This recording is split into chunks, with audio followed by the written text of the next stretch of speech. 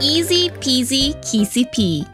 So now, I've posted a video about 해장국, and many of you left me lovely comments about your preferences, experiences, and thoughts. Thank you, thank you, thank you. I thought it'd be nice to share my recipes, aka Kissy Peas, with you guys for some easy peasy dishes. Well, I didn't invent these recipes, so I don't know if I can say it as Kissy Pea. But anyway, it's how I cook the dishes, and it's pretty good. Today, as you see in the title, we'll try 콩나물국 and Hwangtae-guk. Let's see what we need.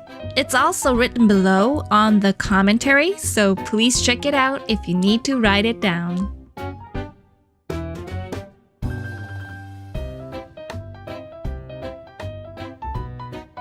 Of course, you can make the broth with all the ingredients, but you can easily find the anchovy and kelp broth packets at Korean markets.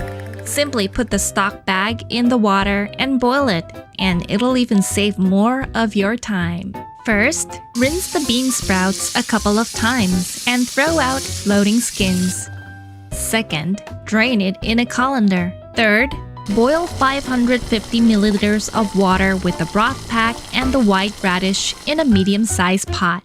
Keep the heat to medium-high and boil, uncovered, for 10 to 15 minutes. Remove the broth pack and the white radish from the broth.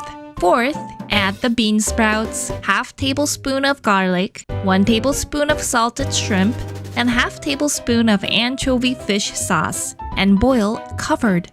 Bring it to a boil and cook for 4 to 5 minutes over medium-high heat. Do not open the lid while the bean sprouts are being cooked to avoid raw bean smell after being cooked. Fifth, once the bean sprout is cooked, taste and apply salt and pepper to suit your taste. The amount of salt needed at this point will depend on your salt and taste. Sixth, add chopped green onions and bring it to a boil for 1 more minute. Seventh, now your bean sprout soup, 콩나물국, is all set to be served.